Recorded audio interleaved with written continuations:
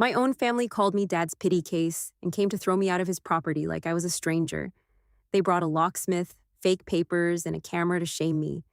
But they never knew one quiet phone call would expose their whole life. My name is Calla Braddock, and I was 33 when my family came to remove me from my father's property with a locksmith, a private security guard, and a folder full of papers they thought would scare me. My father had been dead for 9 days. They said I was only a temporary tenant. They said I had taken advantage of a sick old man. They said the land belonged to the family, not to the daughter who had spent 12 years keeping it alive. What they did not know was that I had made one quiet phone call before they arrived. I did not shout. I did not threaten anyone. I only asked one retired notary a simple question about a stamp on a document. By the time that call ended, their eviction plan had turned into something much bigger. It became evidence. My father's name was Eldon Braddock, and he died in the front room of the old farmhouse just before dawn on a cold Thursday in Copper Ridge, Montana. It was not a dramatic death. There was no storm outside, no final speech, no last secret whispered into my ear. He was in his brown recliner with an unpaid parts invoice, resting on his chest and his reading glasses crooked on his nose. The oxygen machine beside him was still making its soft, tired sound. The coffee I had made him had gone cold on the table. I found him at 5:20 in the morning because I had slept on the couch again, the way I had slept there most nights after his lungs got worse. I stood in the doorway for a full minute before I moved. Some part of me knew before my mind accepted it. The house had a different quiet inside it. Not peaceful, empty. I called the hospice nurse first, then I called the funeral home, then because blood makes demands even when love does not, I called my stepmother, Verity. She answered on the fourth ring in a voice thick with sleep and irritation. When I told her Dad was gone, she went silent for about 3 seconds. Then she said, "Did he say anything? Not, were you with him? Not, are you okay? Just, did he say anything?" I told her no. I did not have the strength to explain that if Dad had saved any last words, he probably would have used them to ask whether the north gate was latched or whether the tractor belt had been ordered. He was that kind of man. Practical until the end. My older brother, Ransom, called me 20 minutes later. He had not called me in 8 months, not even when Dad was in the hospital after Christmas. His first question was not about Dad's body or the nurse or the funeral arrangements. He said, "Where did he keep the property papers?" I was standing beside the kitchen sink when he asked it, staring out at the red equipment barn Dad had built before I was born. The barn doors were shut against the morning wind. A thin line of frost silvered the pasture. I remember putting one hand flat on the counter because something in me shifted. Grief was there, but suspicion walked in right behind it. "Dad just died," I said. Ransom sighed like I had made things difficult on purpose. "I know that, Calla. I'm asking because we need to handle the estate like adults." That was my family's favorite trick. They called cruelty maturity when it served them. Braddock Iron and Feed sat on 41 acres outside Copper Ridge, a small town where people knew the weather by the smell of the wind and judged a person by whether they returned borrowed tools. The place was not beautiful in the way people mean when they take photos. It was useful. There was a white farmhouse with chipped paint, a red equipment barn, a machine shed, a gravel lot, a repair shop, and a north field my father refused to sell even when developers started circling the county like birds. Farmers came to us for feed, welding work, machine parts, and old honest advice. Dad could repair almost anything except a conversation. He was rough, quiet, stubborn, and allergic to soft feelings. But he could listen to an engine for 10 seconds and tell you what was wrong with it. He taught me to do the same before he ever taught me how to talk about pain. I was not the chosen child. That place belonged to Ransom in everyone's imagination before any paper said so. He was the son, the one with the Braddock jaw, the one people slapped on the back at the diner. I was the daughter who stayed. I knew the account numbers, the supplier schedules, the gate codes, the names of customers who needed extra time to pay after a bad season. I knew which floorboard in the hall squeaked and which fence post leaned after every freeze. When Dad got sick, I became his driver, bookkeeper, cook, nurse, and punching bag for the fear he would not name. Ransom visited on holidays and told people he was helping with Dad's business. My half-sister Tallis posted old pictures of Dad on social media and wrote captions about family strength. Verity, Dad's second wife, came by when people could see her come by. I was the one who slept on the couch because Dad sometimes stopped breathing right when the house got quiet. The funeral was held on Monday at a small chapel with bad carpet and good coffee. Verity wore a black dress with pearl buttons and cried into a folded handkerchief she kept checking to make sure people noticed. Tallis leaned on Ransom's arm like grief had made her delicate, though she had spent most of Dad's illness in Bozeman planning a wedding that changed colors every month. Ransom stood near the casket and accepted condolences like a man receiving ownership papers. People came up to me quietly.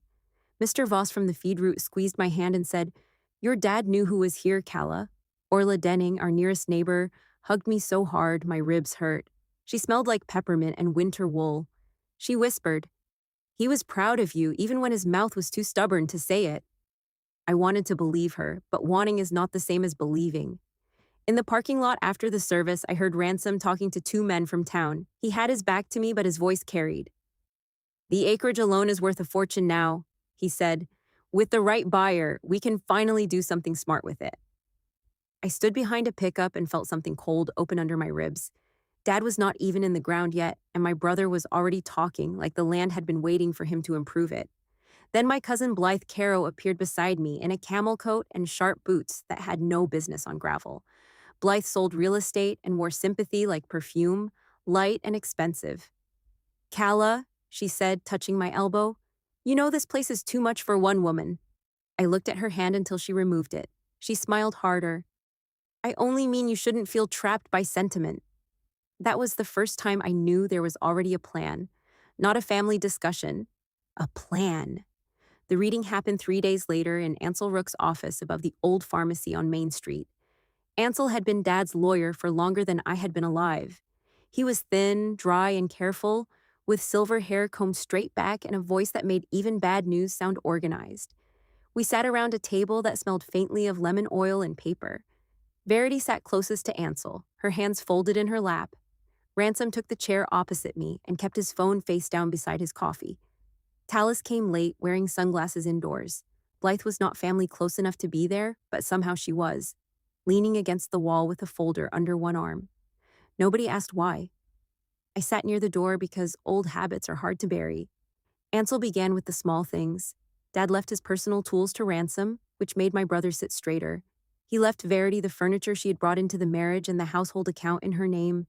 Tallis received some of her mother's jewelry that Dad had bought years ago, plus a small savings bond he had started when she was a child. I received Dad's old shop ledger, his brass measuring calipers, and his handwritten maintenance notebooks. Ransom made a quiet sound through his nose, like that proved something. Then Ansel closed the will and folded his hands. Verity frowned. "What about the property?" she asked. Ansel looked at me for one brief second before he answered. "Braddock Iron and Feed does not pass through this will." The room changed. You could feel everyone trying to understand whether that was good news or bad. Ansel continued. "Eldon transferred the property by recorded transfer on death deed. Upon his death, title passed directly to Calla Braddock." For a moment, nobody spoke. Outside the office window, a delivery truck hissed to a stop at the curb. Inside, my family sat frozen around the table. Then Verity laughed, just once, sharp and empty. "That can't be right." Ansel did not blink. "It is right." Ransom pushed his chair back so hard it struck the wall. "No, Dad would never give the whole place to her." He said her, like I was not in the room. Tallis removed her sunglasses and stared at me with open disgust. "You played nurse for a payday?" she said. My face went hot, but I did not answer. I had learned during Dad's illness that silence could be a splint. It held you together until the pain stopped moving.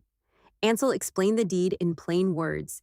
Dad had signed it 4 years earlier, long before his final decline. It had been witnessed, notarized, and recorded with the county. It named me as the beneficiary of the property after his death. That meant the land, farmhouse, barn, repair shop, and business structures were mine. Ransom said Dad was confused. Ansel said Dad was not. Verity said I had isolated him. Ansel said he had medical records and meeting notes showing Dad understood every decision he made. Tallis said I had no right to take the family's legacy.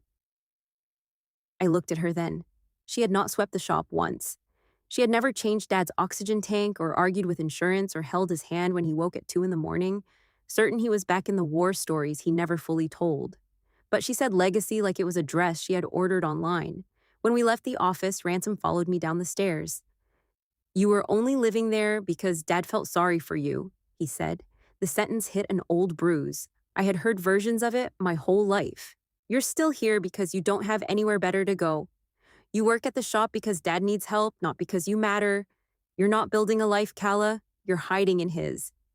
I turned on the second stair and looked at my brother. He was 40 inches from my face and still somehow far away. Dad made his choice, I said. Ransom's mouth twisted. No, you made him make it. Then he walked past me into the cold air, leaving me with that sentence and the sound of his boots on the stairs. I went back to the property that evening because I did not know where else to go. The farmhouse looked smaller in the dusk. The kitchen light was still on because I had forgotten to turn it off before the funeral week swallowed me. Inside, Dad's coffee cup sat upside down in the dish rack. His jacket hung by the back door, heavy and silent. I walked through the rooms and touched things like they might answer. The chair, the table, the old radio in the shop window. I did not feel like an owner. I felt like a child left behind in a building after everyone else had locked up. And that was the strange cruelty of inheritance. People think receiving something valuable makes you feel powerful. Sometimes it only makes the empty space louder. My family did not wait long. The messages started the next morning. Verity sent a long text about peace, responsibility, and how Dad would never want us divided. Ransom sent 3 lines. Don't make this ugly. Sign management over. We'll be fair. Tallis sent a voice note that began with crying and ended with, You're ruining my wedding year. Blythe sent market numbers, zoning notes, and a polished message about a regional storage company looking for acreage near the county road. The offer, she said, could change all our lives. That was an interesting way to describe selling something that was not hers. By noon, they had created a family group chat called Braddock Estate Path Forward. I did not join the argument. I took screenshots. I saved voicemails. I printed the texts at the shop office and put them in a folder. I was not building revenge yet. I want that understood. I was grieving and tired and scared.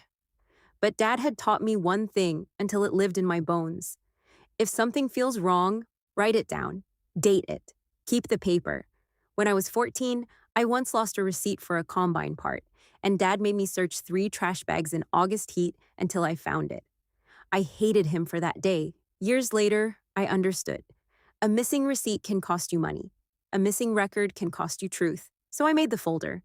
I labeled it simply Family Property Communications. Then I made coffee, opened the repair bay, and fixed a cracked hydraulic hose for a rancher who paid in cash and said nothing about my father, because he knew I was trying not to break. The first real mistake came from Blythe. She called on Friday with the bright, tight voice of a woman trying to sound helpful while standing on your throat. The buyer has Monday blocked for inspection, she said. It would be best if you didn't embarrass everyone by refusing access. I wiped grease from my hand onto a rag and looked across the shop at Dad's empty stool. What buyer? I asked. She paused.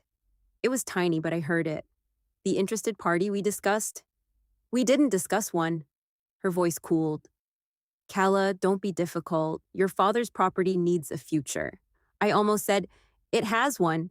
Instead, I asked her to email me every document she believed gave her authority to schedule an inspection on my land.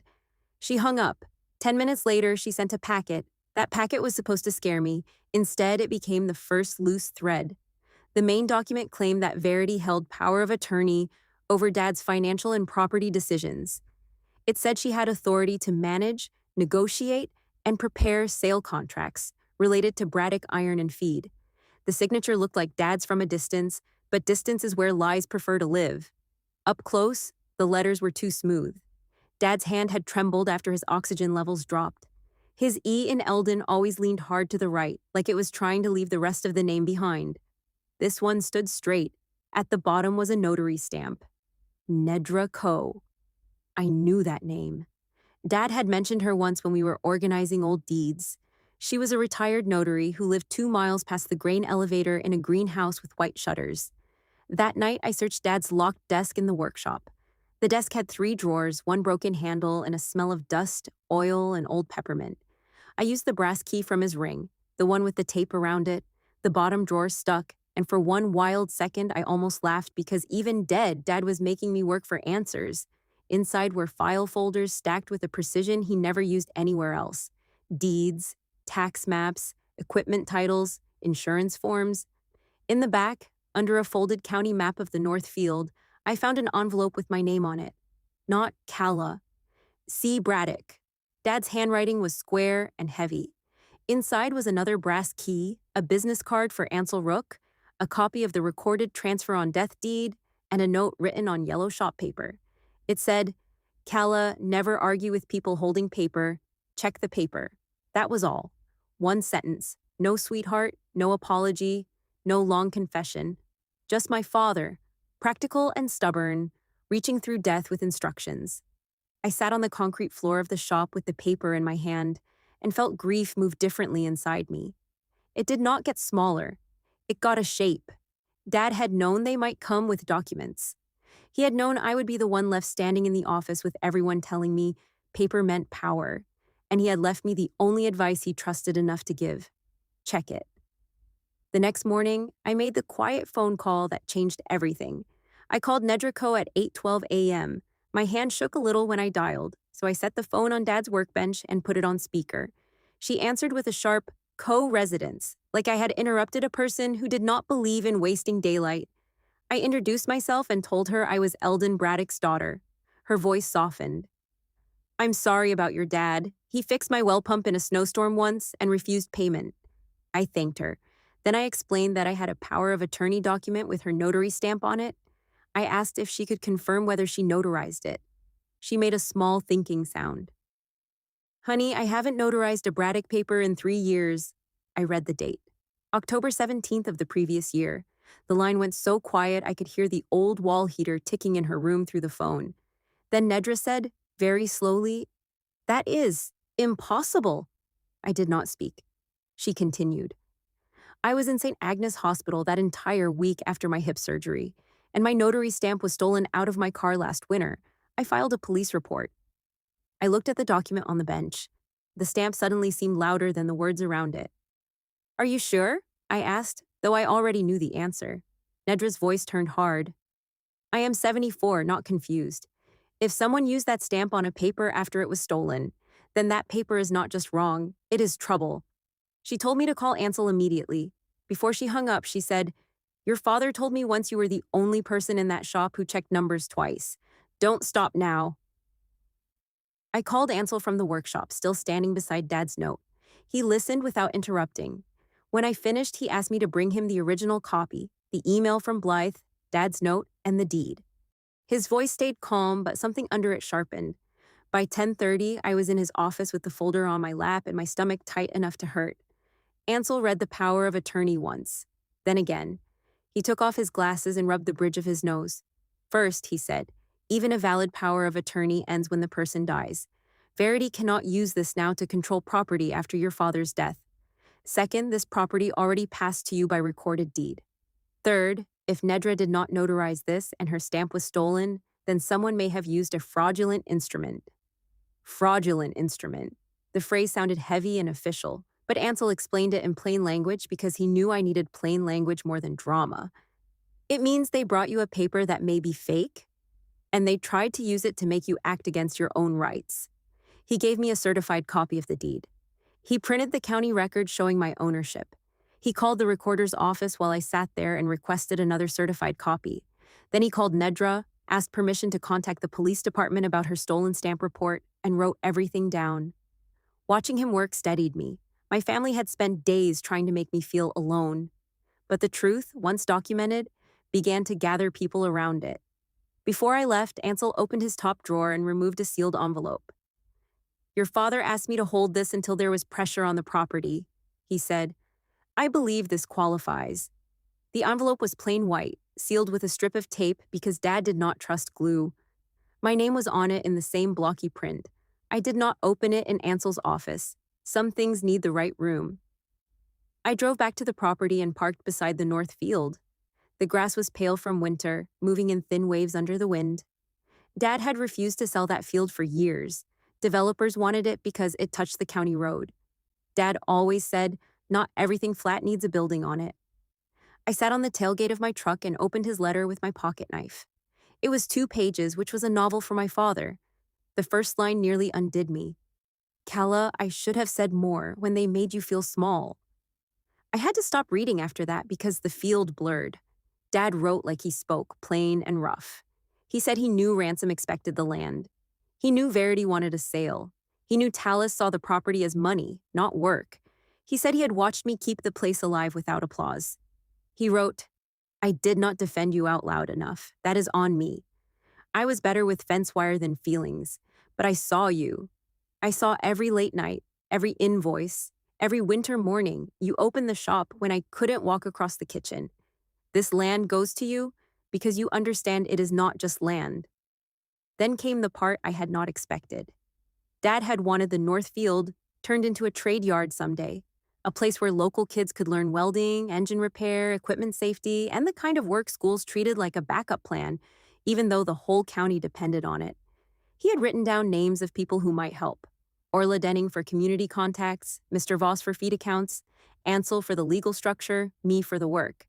At the bottom he wrote, do not sell just because they call selling practical. Some people only understand money because nobody ever trusted them with purpose. I folded the letter and pressed it against my chest. Dad had not been a soft man, but in his own hard-handed way, he had built a shelter around me. I had been standing inside it without knowing. For 2 days, nothing happened. That was how pressure worked in my family. They pushed, then waited for your fear to ripen. On Sunday night, Verity came to the farmhouse alone. She wore a gray coat and carried a covered dish, like we were neighbors instead of enemies.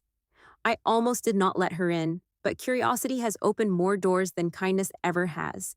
She placed the dish on the counter and looked around the kitchen with wet eyes. I loved your father, she said. I believed that she believed it. Verity was not a cartoon villain. She had shared a house with Dad. She had made him soup when people were watching and maybe sometimes when they were not. But love mixed with entitlement can still become theft. She sat at the table and reached for my hand. I let her take it because I wanted to see what she would do with softness. This is too much for you, she said. A place like this needs a family, not one lonely woman proving a point. There it was, the knife under the napkin. She told me Ransom had children to think about someday. Tallis had a wedding. Verity had debts from Dad's medical expenses, though I knew most had been covered through insurance and the business account. She said selling was the only decent path. When I told her I was not signing anything, her fingers tightened around mine. Your father felt sorry for you, she whispered. That is all this was. Don't turn his pity into a war. I pulled my hand back. The old Calla might have cried. The new one simply looked at the dish on my counter and wondered if she had brought food as bait or proof for herself that she was still a good woman. The notice arrived 2 days later by hand, delivered by Ransom in his big black truck. He did not knock. He taped it to the farmhouse door, took a picture of it, and left. I watched him through the kitchen window. The paper was written in stiff language that pretended to be legal. It said I had until Saturday at 9 a.m. to vacate the farmhouse and surrender keys to Calla Braddock as acting property manager. It said my belongings would be moved into storage at my expense. It said the locks would be changed. It said resistance would result in law enforcement being contacted. At the bottom, beneath Ransom's signature and Verity's, was Blythe's name as sale coordinator. They had planned every role: widow, son, realtor, problem daughter. I felt fear then. I will not pretend I did not. Courage is not the absence of fear. Most of the time, courage is making a list while your hands are cold. I called Ansel. I called Nedra. I called the county recorder's office and picked up the certified deed copies. I called the sheriff's non-emergency line and explained that I was the recorded owner of a property and that family members had delivered a written notice saying they intended to remove me without a court order. The dispatcher asked if I had documents. I said yes. She asked if there had been threats. I said they were bringing a locksmith and possibly private security. She was quiet for a moment, then said a deputy could be present to keep the peace. I thanked her and wrote down the time of the call. On Friday, I prepared the way Dad had taught me to prepare for a hard job, not with panic, with order. I placed the certified deed in a blue folder.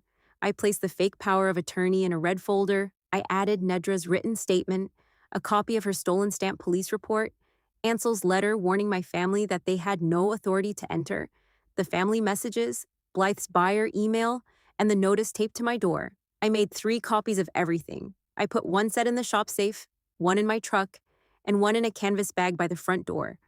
Then I walked the property before sunset. The red barn glowed dark against the sky. The north field moved under the wind. The shop smelled like metal, dust, and work. I stopped beside Dad's stool and touched the cracked vinyl seat. I checked the paper, I said out loud. It was the closest I came to prayer.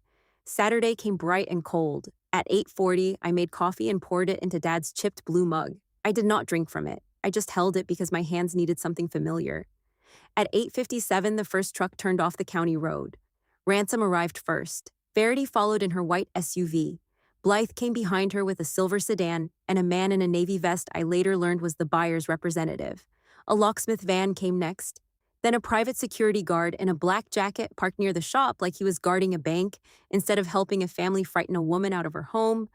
Tallis climbed from Verity's SUV with her phone already in her hand, recording. I stood on the farmhouse porch with the canvas bag at my feet and watched them arrange themselves in my yard like actors who thought they knew the ending. Ransom walked up first. He wore a new coat and old anger. "Time's up," he said. "Get your things." I looked past him at the locksmith, who would not meet my eyes. Verity stepped beside Ransom with the fake power of attorney in a folder against her chest. Blythe smiled at the buyer's man as if this were an uncomfortable but necessary business step. Tallis held her phone higher. "Just leave with dignity," she said. That almost made me smile. People who bring cameras to your humiliation always want to lecture you about dignity. Ransom climbed the first porch step. "You are only living here because Dad felt sorry for you," he said. "Nobody is letting you hide behind a dead man anymore." I let the sentence land. It did not break anything this time. Maybe because Dad's letter was inside my shirt pocket, folded small and warm against my heart. Maybe because truth had already done its work in me. I looked at Verity. "Are you sure you want to use that paper today?" She blinked. "Excuse me?" I nodded toward the folder in her arms. "The power of attorney. Are you sure you want to present it here in front of witnesses as your authority to remove me?" Blythe's smile faltered. Ransom laughed. "Listen to her." Still trying to sound smart, Verity lifted her chin. "This document gives me the right to manage your father's property." "Then let's confirm it," I said. I took out my phone and called Nedra Coe on speaker. She answered after 2 rings. "I'm here, Calla." Her voice was clear enough for everyone on the porch and half the yard to hear. I said, "Nedra, I'm standing with Verity Braddock, Ransom Braddock, Blythe Caro, a locksmith, and a private security guard. They are using a power of attorney with your notary stamp to remove me from my father's property. Did you notarize that document?" The yard went still in a way I will remember for the rest of my life. Even the buyer's representative stopped looking at his tablet. Nedra said, "No, I did not." Verity's face tightened. I continued. "Were you able to notarize anything on October 17th of last year?" Nedra said, "No, I was in St. Agnes Hospital recovering from hip surgery. My notary stamp had also been stolen months before, and I filed a police report." The locksmith took one slow step back from the porch. Ransom looked at Verity. Verity looked at Blythe.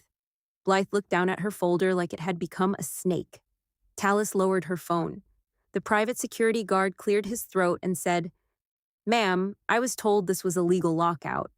Nobody answered him. I thanked Nedra and ended the call. Then I picked up the canvas bag and removed the blue folder. "This is the recorded transfer on death deed," I said. My voice sounded calm, almost distant. "The county record shows that the property passed to me when Dad died. This is Ansel Rook's letter explaining that there is no eviction order and no legal authority for you to remove me. This is Nedra Coe's statement. This is the police report about her stolen stamp. And this is the document you brought here today." Right then, Deputy Makenherd's cruiser turned into the drive. He did not use sirens. He did not need to. He parked near the locksmith van and stepped out slowly, hat low, eyes moving over the yard. Ansel arrived behind him in his old green Buick, because Ansel believed in arriving exactly when useful, and not a second earlier. Ransom cursed under his breath. Verity whispered, "What did you do?" I looked at her. "I checked the paper." Deputy Hurd walked up to the porch. "Morning," he said as if he had joined us for coffee. I handed him the folder. He read enough to understand, then looked at Ransom and Verity. "This property is recorded in Calla Braddock's name. There is no court order. You are not changing locks today. You are not removing belongings. If you enter after being told to leave, we are dealing with trespass. Ansel stood beside me and addressed the group like he was reading weather conditions. I also need everyone here to understand something. The power of attorney being used as justification appears to contain a notarization that the name notary denies. There is an existing police report regarding the stolen stamp. Any attempt to use that document in a property transaction may create serious civil and criminal exposure. Civil and criminal exposure. Blythe went pale under her makeup. The buyer's representative closed his tablet. Our company is not involved in disputed title or questionable authority, he said quickly. We'll be leaving. Blythe turned toward him. Wait, this is just a family delay. He gave her a look I almost respected. This is a fraud concern. Then he walked to his car. That was when the collapse began. Not loud at first, just small cracks moving through the performance. The locksmith said he was not touching a door without a court order and returned to his van. The security guard told Ransom he had been hired under false information and stepped away. Tallis deleted something on her phone with shaking fingers. Blythe started whispering fast to Verity, and Verity hissed back, You said it would work. Ransom heard that. His head snapped toward them. You said what would work? Verity's mouth opened, then closed. For the first time since my father died, my family looked at one another with the suspicion they had spent 9 days aiming at me. Ransom turned on me because that was easier than facing the truth. You set us up. His voice was rough, but there was fear inside it now. No, I said. You came to my home with a fake paper, a locksmith, and a camera. I made a phone call. He pointed toward the field. This land was supposed to be ours. Dad never promised it to you. He would have if you hadn't been in his ear. I reached into my shirt pocket and pulled out Dad's letter. I did not give it to him. Some words are not for people who would only use them as weapons. I simply held it. He made this decision 4 years ago, Ransom, before the worst of the sickness, before the oxygen machine, before you remembered the property had value. Verity's face changed then. Her public mask slipped, and underneath it was panic. We needed the sale, she said. Not wanted. Needed. The word fell into the cold air between us. Blythe closed her eyes. Ransom stared at his stepmother. What does that mean? Verity's mouth trembled. There are debts. Tallis made a small wounded sound, like debt was something that happened to other families. Verity looked at me with anger and pleading mixed together. Your father left me with bills. Ansel spoke before I could. Eldon left the household account, life insurance proceeds assigned to you, and no mortgage on this property. If there are other debts, they were not created by Calla. Verity looked away. The truth was plain then. She did not need to sell to save Dad's legacy. She needed to sell to save herself. I thought I would feel satisfaction. I did not. I felt tired. There is a special kind of grief that comes when people you know choose the worst version of themselves in daylight. Ransom stood with his fists half closed.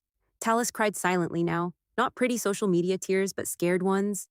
Blythe was already thinking about her license. Verity looked smaller than she had ever looked. I could have said many things. I could have told them every night I sat beside Dad while they lived their lives. I could have told Ransom that blood did not make him an heir to work he refused to do. I could have asked Tallis whether she wanted to record this part too. But Dad's letter was in my hand, and Dad had not raised me to waste words when work would do. You kept saying I was only here because Dad felt sorry for me, I said. My voice stayed low. You were wrong. I was here because Dad trusted me.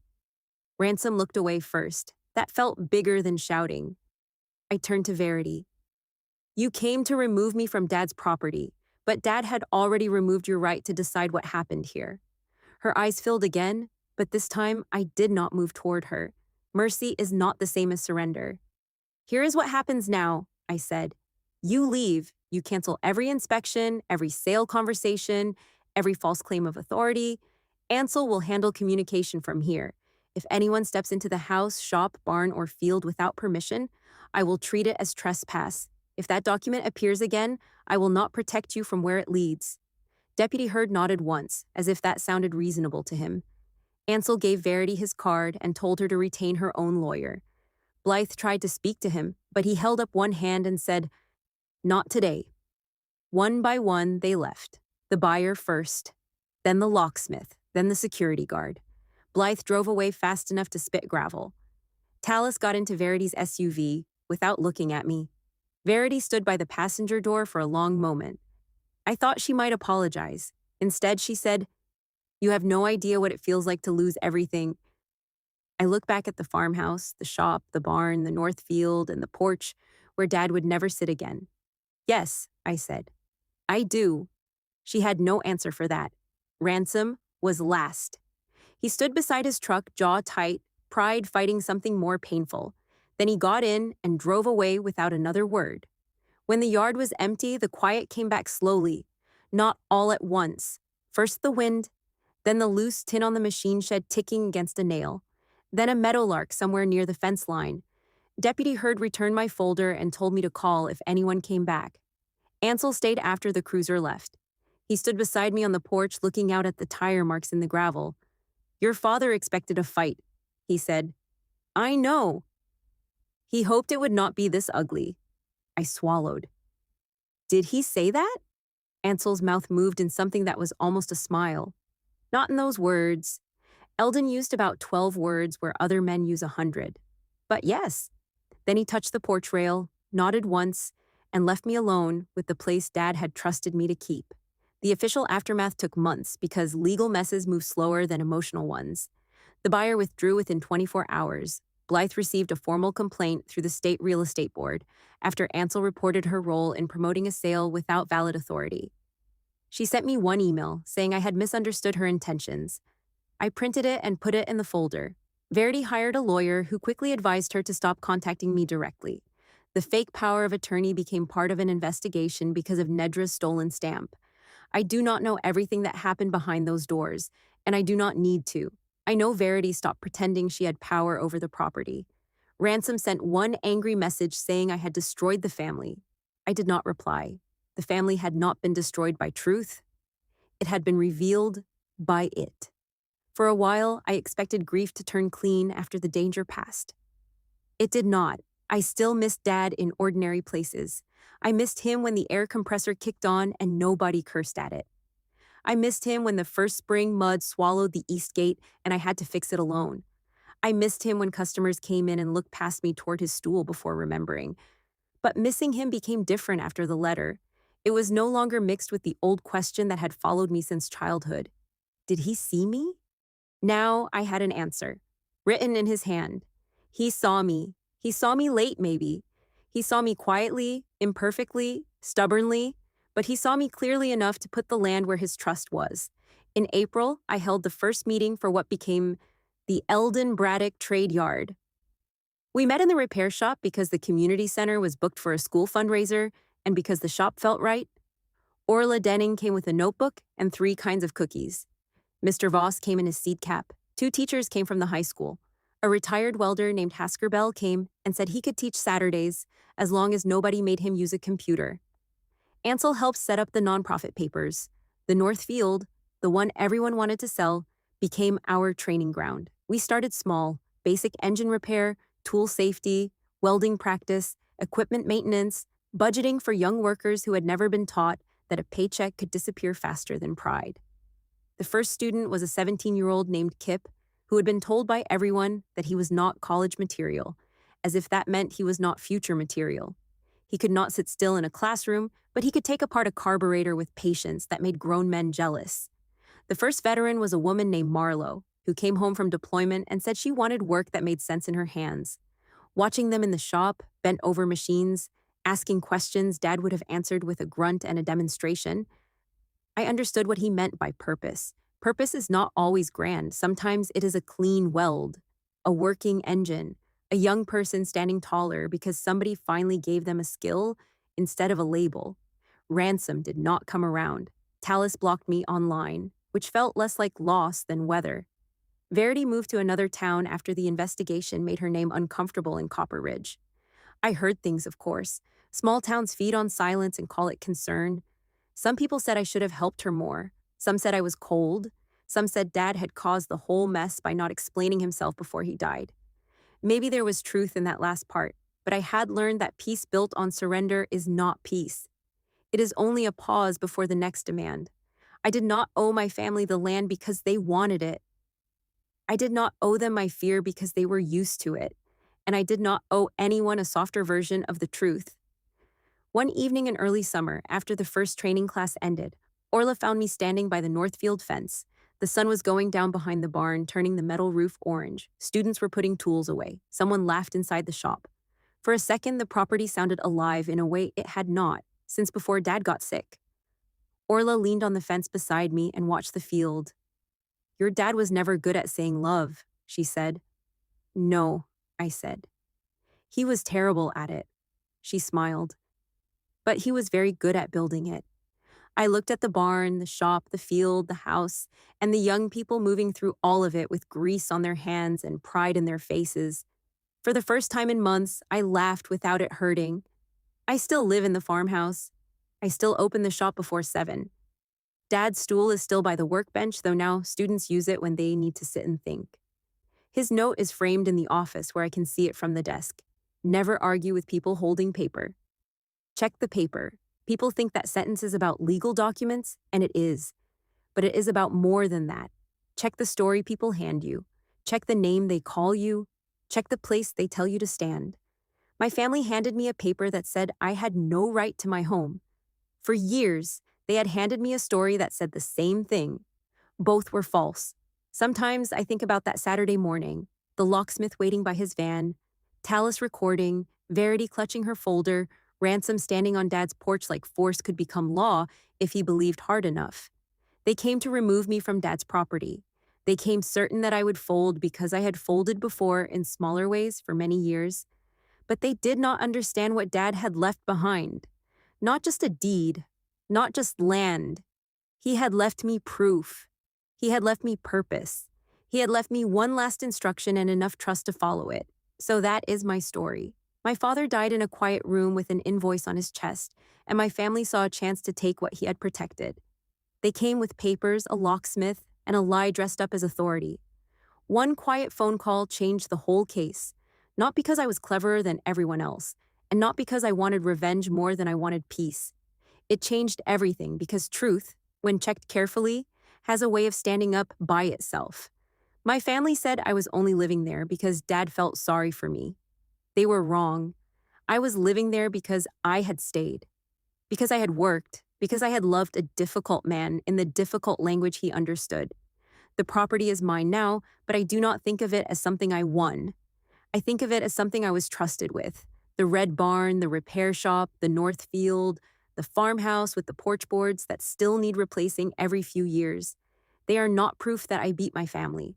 They are proof that I finally stopped believing their version of me. I was not the guest. I was not the helper. I was not the girl living in her father's shadow. I was the daughter he trusted with the land, the work, and the future. And if you have ever been treated like the person who only mattered when there was work to do, I hope you remember this. Quiet people are not weak. Sometimes they are just checking the paper. Sometimes they are just waiting for the truth to finish speaking.